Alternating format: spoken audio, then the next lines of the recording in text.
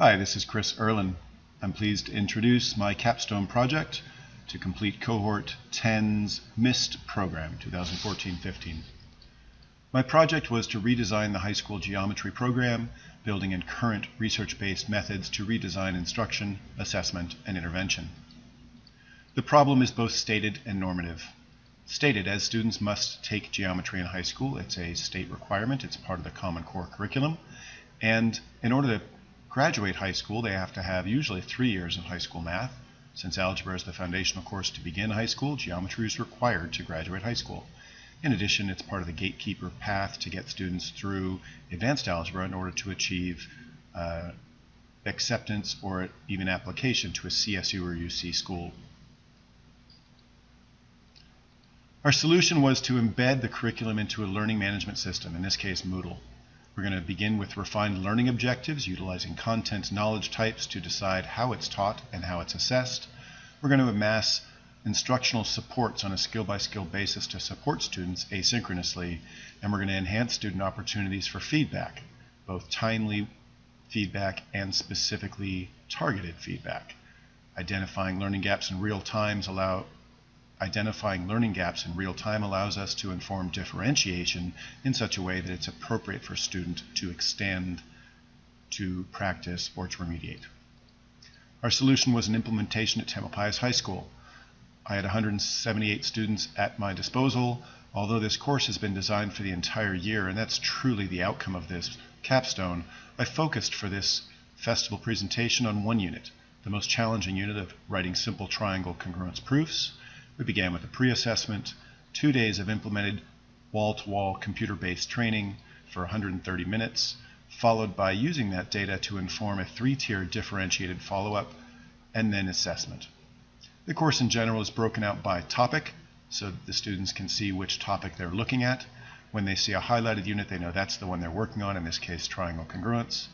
Within the unit, they find different levels of support.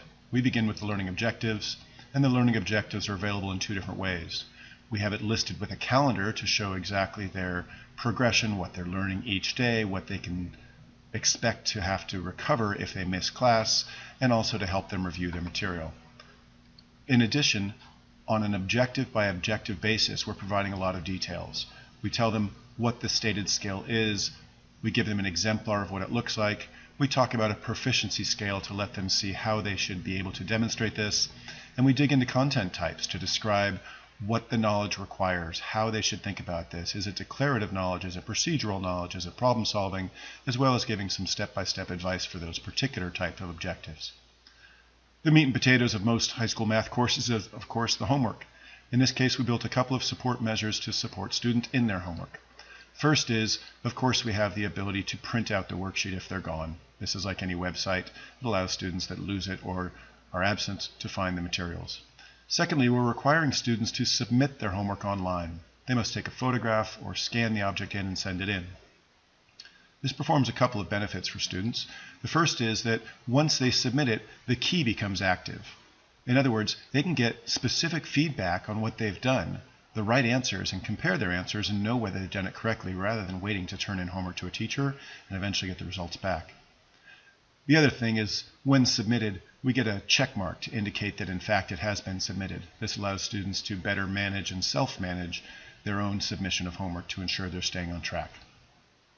Below the homework resources, we have instructional resources. 3 types: learn it, try it, got it, formative assessments. Specifically, the learning tools are a variety of styles. We have notes to support students who have trouble taking notes. We have scaffolded notes to support students who want to have a guide to take notes in the classroom. And then, of course, we've got activities that allow students to engage, in this case, a more kinesthetic, puzzle-proof environment. Secondly, we do provide some video or visual supports or multimedia supports. Sometimes we'll screen capture what the teacher is doing and allow that to be posted. Other times we'll actually take a video of the teacher showing exactly what the students missed if they missed it. Sometimes we'll take those videos one step further by taking a screen capture, for instance in this case of a PowerPoint animation, and embedding questions to stop students in the middle of the process and ensure that they understand what they're supposed to be learning at this point. Those SCORM-compliant videos also feed into the learning management system to provide teachers with all the feedback. This is similar to what students are expected to do to provide the try it. The worksheets that can be done individualized or in small groups provide an opportunity to learn the material and practice it and get feedback. Similarly, these can be done with Moodle-based questions, and this is a large part of why we chose a learning management system, because these questions can be embedded into a system and provided to students where they can get specific, immediate feedback on taking these questions again and again. And lastly, sometimes there are opportunities for external web-based practice. When students go to the Try It section, they find a variety of these to keep it fresh and provide exactly what's best for that particular learning type. Lastly, it's all about the formative assessment. By building questions into Moodle on a skill-by-skill basis, students can do repeatable quizzes. In other words, they can retake the quiz and get a different experience while still targeting the same content. Each of the questions has specific feedback, not just saying that it's wrong, but providing formative feedback that tells them exactly why they made that mistake. And lastly, the data can then be passed directly to the teacher so that the teacher has specific and timely data about student understanding and performance. And since this is a learning management system, it is available asynchronously, 24/7, anytime, anywhere. In our case, we took this data and saw that students had some strengths and some weaknesses, and we were able to use that data to inform intervention and remediation.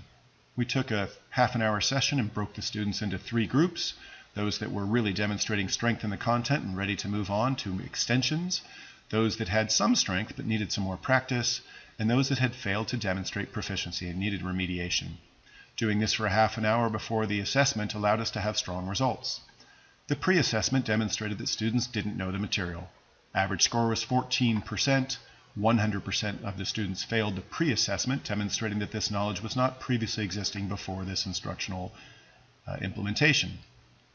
However, after the instructional implementation, 178 students averaged a score of 90.17. That's an A-. The failure rate was 5%. In other words, 5% of the 178 students earned a D or an F, with 95% passing with a C or better. I then took out the honors students. They're a pretty exceptional group, and as a result, they might skew the results. Still, we see of the 119 students remaining, the average was an 87%, or a high B. Strong performance. Failure rate of 7.6%, or 92.4%, scoring C or better on this content. When compared to the past, we can see that these are really quite remarkable. Not only is our pass rate higher than we've ever seen before, thus our failure rate is lower than we've ever seen before, but more importantly, even though we've got a large population, we've had fewer students failing. This means only 9 students need to get specific interventions to help them recover this content. That's remarkable and highly productive. We looked at the honors population, but there was nothing substantially different there. They're strong performers. In the end, this model was a success. Students liked it. Students felt it was effective. The data demonstrated it was effective. Although some students would prefer the traditional model and the opportunity to engage in discussion rather than a wall-to-wall computer-based system, I think it's pretty clear that this is a strong way to augment instruction to provide students, especially those that are at risk of failure, with more tools necessary to succeed in this course. Thank you very much.